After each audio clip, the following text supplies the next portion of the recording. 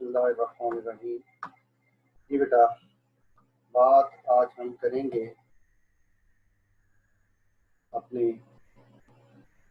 इसी लेक्चर से। कल हमने एक एग्जांपल किए थे, उसमें थोड़ी सी मुझे महसूस हुई कि नहीं, इस तरह नहीं होना चाहिए था, उसमें कुछ चेंज मुझे बेहतर लगा, तो मैंने थोड़ा सा किया है, तो मैं आपको गाइड कर देता हूँ। दैट इज एग्जांपल नंबर 1, ये आपके सामने रिफ्लेक्ट हो रही है। तो उसमें यहाँ पे फार्मूला नहीं दिया गया हुआ था, ये ठीक है, एक मॉडिफाइड फार्मूला दे के तो फिर आपने इसकी जो है ये कैलकुलेशन करनी थी, और ये आपके पास आ जी बेटा। एग्जांपल नंबर 1 के बाद हमारे पास इसी चैप्टर में क्वेश्चन नंबर 16 है। इसका ए पार्ट जो है, ये मैंने आज सिर्फ ए पार्ट ही किया है, इसका बी पार्ट हम बाद में करेंगे। ए पार्ट जो है वो भी बॉयल्स लॉ से रिलेट करता है। क्या कहता है? कहता है helium gas in 100 centimetre cube container. जी बेटा, ये जरा गौर कीजिए, दिस इज वॉल्यूम, ठीक है, और उसका प्रेशर है 500 टॉप। कहता है इस ट्रांसफर टू अ कंटेनर, एक और कंटेनर में उसे ट्रांसफर कर दिया गया जिसका वॉल्यूम कम है 250 सेंटीमीटर क्यूब। कहता है नया प्रेशर क्या होगा, ठीक है। और दो कंडीशंस पे आपने ये कैलकुलेशन करनी है। नंबर 1 कि अगर टेम्परेचर में चेंज ना हो, और नंबर 2 अगर टेम्परेचर चेंज हो जाए 20 से 15 डिग्री सेंटीग्रेड। ये जो टेम्परेचर चेंज वाला है ये बी पार्ट है, ये हम बाद में करेंगे। आज हम सिर्फ ए पार्ट करने जा रहे हैं। बेटा सोल्यूशन में आप देखिए V1 that is 100 centimetre cube, V2 that is sorry P1 that is 500 top. और बेटा इसी तरह से आगे चलिए तो ये आपके पास बेटा V2 आ जाता है। V2 क्या है जी? That is 250 centimetre cube. और इसी तरह से बेटा P2 जो है वो आपने निकालना है। टेम्परेचर उसने हमें बता दिया ए पार्ट में, टेम्परेचर जो है दैट इज केप्ट कांस्टेंट। तो बेटा if temperature is kept constant तो आपको पता है बॉयल्स लॉ अप्लाई हो जाता है। और बॉयल्स लॉ क्या है? That is P1 V1 and that is equal to P2 V2। तो बेटा P2 आपने कैलकुलेट करना है, और उसके लिए फार्मूला बन जाएगा क्रॉस मल्टीप्लिकेशन करते हुए डिवाइस फार्मूला, आपके पास डिवाइस फार्मूला आ जाएगा, that is P1 V1 divided by P2 V2। ये बेटे उसमें वैल्यूज रखी, और ये आपके पास बेटे आंसर आ गया 200 का। ठीक है जी। जी बेटा, आगे अगर आप देखें अपनी बुक पे तो अगला जो हमारा टॉपिक है that is graphical explanation of Boyle's law. जी बेटा, बॉयल्स लॉ में हमने एक चीज जो पढ़ी वो जरा मैथमेटिकली आपने देखा, वो क्या था? वो था कुछ इस तरह से कि V is inversely proportional to P, और इसमें जो कांस्टेंट था वो टेम्परेचर कांस्टेंट। ठीक है जी बेटा, जब V is inversely proportional to P तो इसका मतलब ये होगा कि अगर आप प्रेशर बढ़ाएंगे तो वॉल्यूम कम हो जाएगा, क्योंकि इन दोनों के दरमियान इनवर्स रिलेशनशिप है। कहता है let's take a particular amount of gas at 0 degree centigrade, और उसको सिलेंडर में बंद कर दें with a movable piston in it, जिसके अंदर मूवेबल पिस्टन हो। When pressure is varied volume change हो जाता है। Increase in pressure decreases the volume. अगर प्रेशर बढ़ाएंगे वॉल्यूम कम होगा, अगर प्रेशर कम करेंगे वॉल्यूम बढ़ जाएगा। मैंने graph is plotted between pressure on x-axis and volume on y-axis. That a curve is obtained that is called isotherm. Isotherm means constant temperature, same temperature curve आपके पास आ जाएगा। वो सेम टेम्परेचर कर्व बेटे आपके पास क्या आएगा? ये आ गया, ये आप देखिए बेटा, नीचे ये प्रेशर जो है वो आपने लिया हुआ है अलोंग एक्स एक्सिस, ये वाला, ठीक है, और अलोंग वाई एक्सिस क्या लिया हुआ है, वॉल्यूम लिया हुआ है। ये ग्राफ मैंने डायग्राम आपकी बुक से पिक की है। और 0 डिग्री सेंटीग्रेड पे आप देखिए जैसे जैसे आप प्रेशर बढ़ाते जा रहे हैं वॉल्यूम कम होता चला जा रहा है। ये जरा तवज्जो फरमाइएगा बेटा, अगर आपने प्रेशर इतना रखा हुआ है P1, तो बेटा उस वक्त जो वॉल्यूम है, ये जरा गौर फरमाइए, दैट इज V1। आपने बेटे प्रेशर बढ़ा के क्या कर दिया, P2, तो वॉल्यूम क्या हो गया बेटा, वॉल्यूम कम होके V2 हो गया। ठीक है जी, तो यही चीज हमने इसको देखा था जी बेटा। आगे चलते हैं। अब क्या किया गया है, टेम्परेचर को फिर बढ़ाया गया है और टेम्परेचर को 0 से बढ़ा के कर दिया गया है 25 डिग्री सेंटीग्रेड। जरा गौर फरमाइए, पहले टेम्परेचर कितना था बेटे, ये 0, अब कितना है 25। 0 वाला ग्राफ ये है, पहले वाला ही ग्राफ है, ये वाला ग्राफ और ये वाला ग्राफ एक ही है, ठीक है।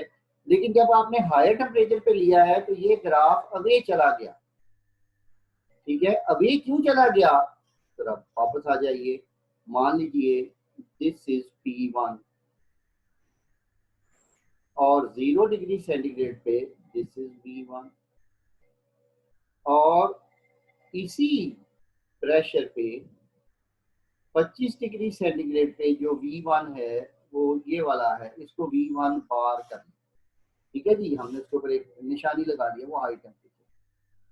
फिर हम क्या करते हैं बेटा, हम ले लेते हैं P2 बढ़ा दिया, 0 डिग्री सेंटीग्रेड पे जो V2 है वो ये आएगा। और बेटा जरा गौर कीजिए, ये इसको मैंने इधर एक्स्ट्रापोलेट किया है, तो 25 डिग्री सेंटीग्रेड पे V2 जो है वो ये आया। दैट मीन्स के हायर टेम्परेचर पे वॉल्यूम बढ़ जाता है, जिसकी वजह से ये वाला जो ग्राफ है ये पहले वाले ग्राफ से अवे चला जाता है।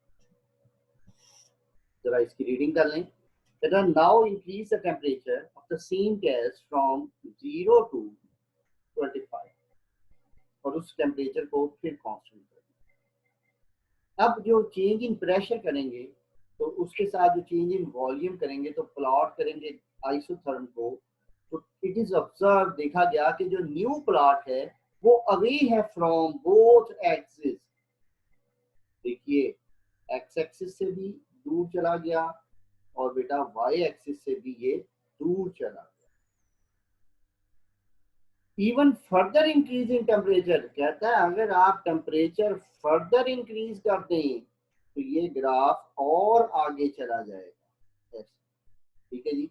तो it will move away from the both axis, दोनों एक्सिस से मजीद दूर, ठीक है।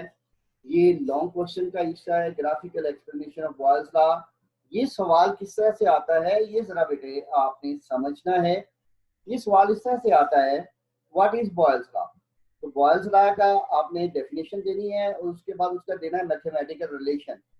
उसमें एक्सपेरिमेंटल वेरिफिकेशन नहीं आनी, मैथमेटिकल रिलेशन से जंप करके आपने सीधा यहाँ पे आ जाना है ग्राफिकल एक्सप्लेनेशन पे, ठीक है जी बेटा। डायरेक्टली हम आगे चलते हैं,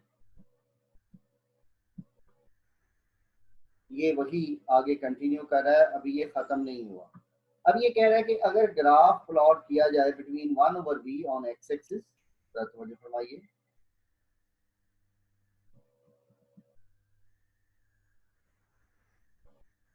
बेटा, 1/v अलोंग एक्स एक्सिस दिया हुआ है और प्रेशर जो है वो अलोंग वाई एक्सिस, ठीक है, यही वो कह रहा है। कहता है then a straight line is obtain, ये T1 वाली स्ट्रेट लाइन अभी आप पहले इसको, this straight line meets at the origin, ये ओरिजिन पे मीट करती है। ये जो ओरिजिन पे मीट कर रही है इसका क्या मतलब है कि when pressure approaches to zero, ये देखिए प्रेशर जब कम होते होते जीरो हो जाता है तो वॉल्यूम इन्फिनिट हो जाएगा। वॉल्यूम इन्फिनिट हो जाएगा तो जो उसका इनवर्स है 1/v वो जीरो हो जाएगा। This is very important point. ठीक है, इसका एमसीक्यू बनता है बड़ा जबरदस्त। ठीक है, when pressure approaches to zero तो वॉल्यूम कितना हो जाएगा, क्योंकि इनवर्सली प्रोपोर्शनल है। इनवर्स प्रोपोर्शनैलिटी में एक चीज अगर जीरो हो रही है तो जो दूसरी है वो बहुत ज्यादा बढ़ जाती है, वो इंफिनिट तक बढ़ जाती है। तो एन इंक्रीजिंग टेम्परेचर, अगर टेम्परेचर बढ़ा दें आप T1 से T2, ये टेम्परेचर T1 है और ये टेम्परेचर जो है ठीक है, तो व्हाट विल होगा, what will happen that it will cause moving of the graph closer to pressure axis.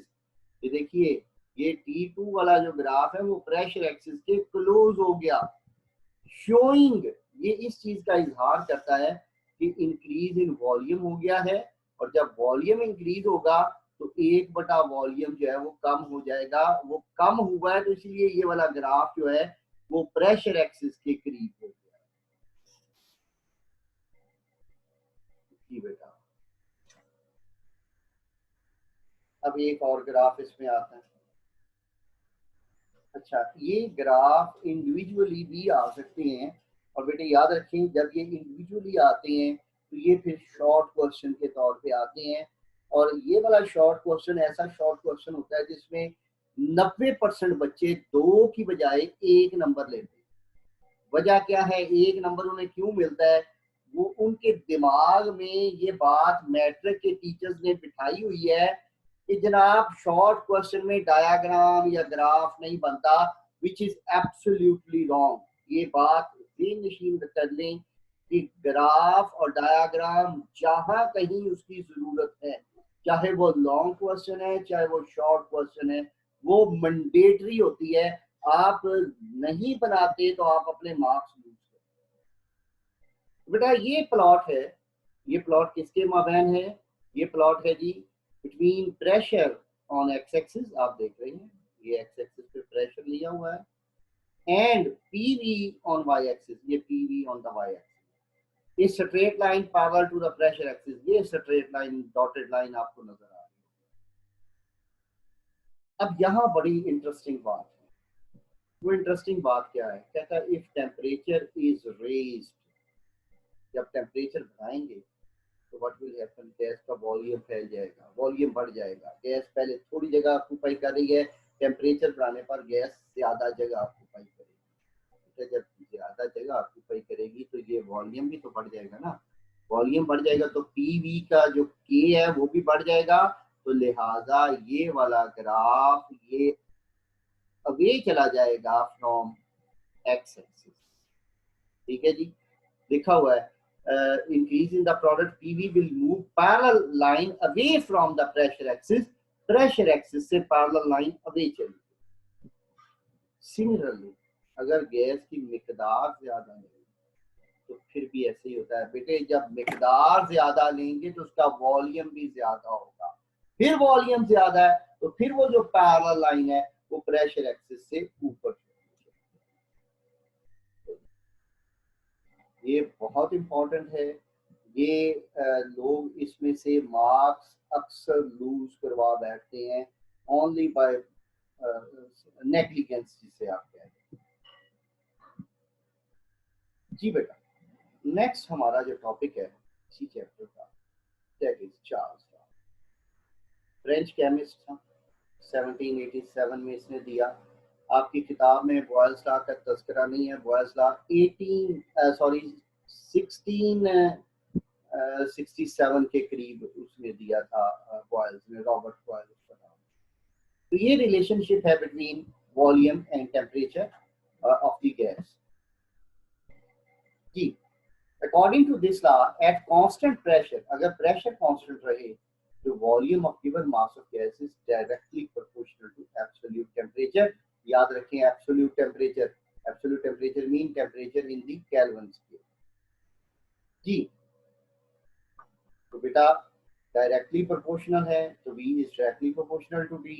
Pressure और मिकदार वॉल्यूम ऑफ गिवन मास का मतलब है मिकदार भी कांस्टेंट है, n क्या है, that is the number of moles, वो भी कांस्टेंट। बेटे जब अल्फा हटाएंगे इक्वालिटी का साइन लगेगा तो आपको ये पता है कि हमें कोई ना कोई कांस्टेंट वहां पे के जो है वो फिक्स करना है।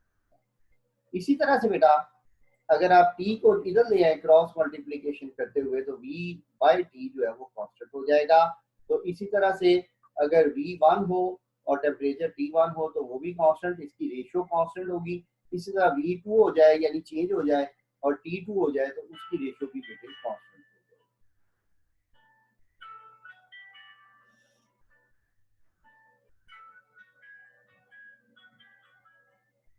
जी बेटा, और क्योंकि ये भी k के बराबर है और बेटे ये भी k के बराबर है, लिहाजा ये दोनों जो हैं ये बराबर हो जाएंगे दोनों k के। ठीक है, इसी तरह अगर बेटे किसी जगह v3 तक बात चली जाए, ठीक है, तो वो फिर क्या होगा?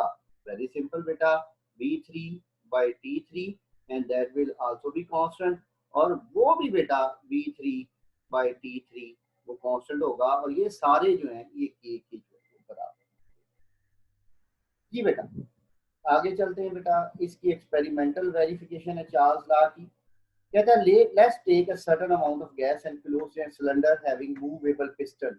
जहां वॉल्यूम चेंज होगा गैस का वहां हमें ऐसा सिलेंडर देना पड़ेगा जिसका पिस्टन मूवेबल हो, क्योंकि उसका वॉल्यूम चेंज हो तो वो जो पिस्टन है वो ऑटोमेटिकली ऊपर चला जाए या नीचे आ जाए। इनिशियल वॉल्यूम इज V1 और initial temperature is T1। I am sorry, ये मैं T2 लिख बैठा, दिस इज T1। ठीक है, मैं इसको करेक्ट कर दूंगा,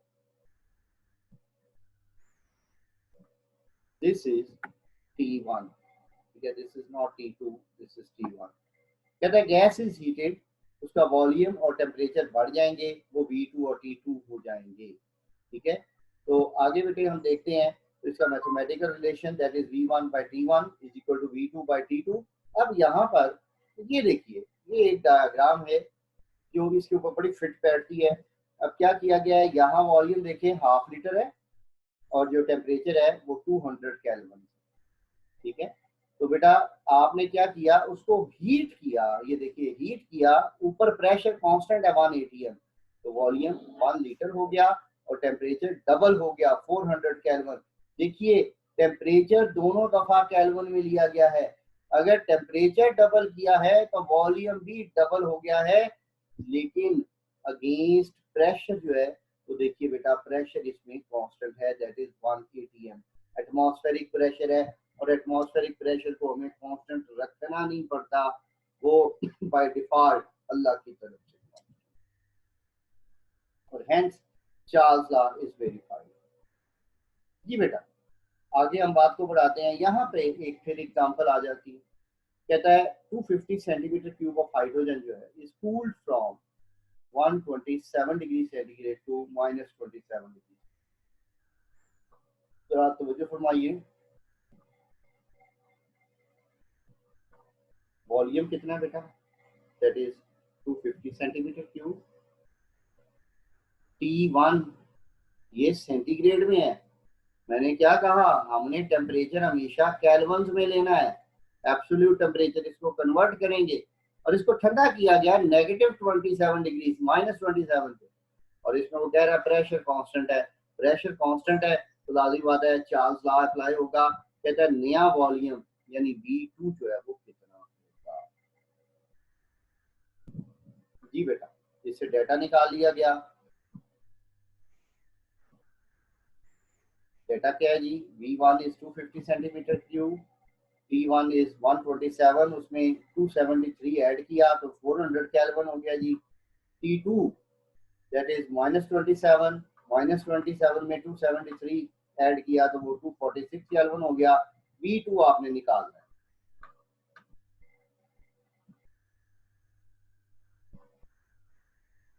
जी बेटा,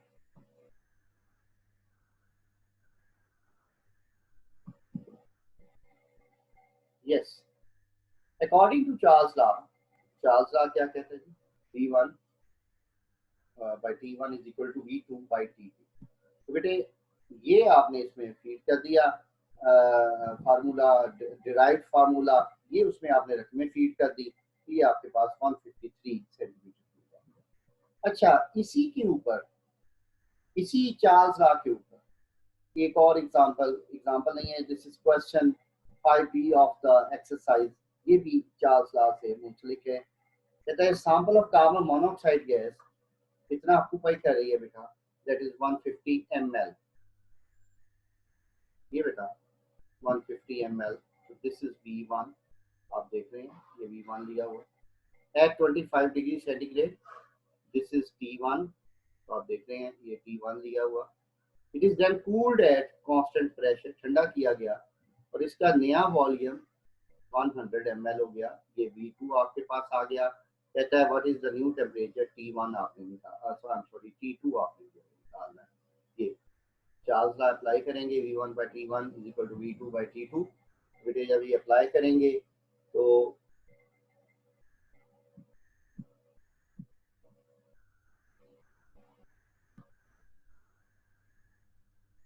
उसको आपने रीअरेंज किया क्योंकि T2 आपने निकालना है, तो वो क्रॉस मल्टीप्लिकेशन करते हुए इसको आपने सेट कर दिया, तो ये आपके पास आ जाएगा बेटा। इसमें आपने वैल्यूज रखी तो ये केल्विन में आंसर आया। क्यों केल्विन में आया, क्योंककि आपने इनिशियल टेम्परेचर को केल्विन में चेंज कर लिया था, ठीक है। तो बेटा केल्विन को फिर सेंटीग्रेड में चेंज करने के लिए हम क्या करेंगे, उसमें से 273 सेंटीग्रेड जो है वो निकालेंगे, तो ये आपके पास सेंटीग्रेड में आ जाएगा -74.33 डिग्री सेंटीग्रेड, ठीक है जी।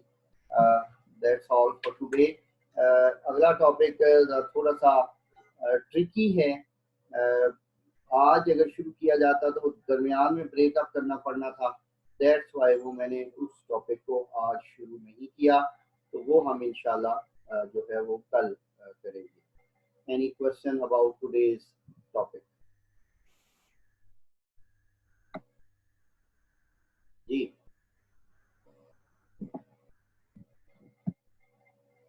अल्लाह, अरे रवायती बच्चे सवाल ही नहीं करते। मुन्ना आज आप 2-3 दिन बाद आई, खैरियत? आप भी नाम के गई हुई थी माहिरा के साथ?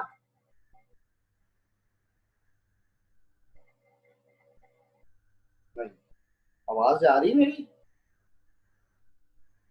Yes. चलें ठीक है। मैं अभी 15 मिनट बाद दोबारा रीज्वाइन करूंगा, वो हम बात करेंगे बेटे फर्स्ट चैप्टर की, जहाँ से हमने उसको ब्रेकअप किया था वहीं से बात को आगे लेके चलेंगे। अल्लाह आपका हामी नासिर, बाकी बातें इंशाल्लाह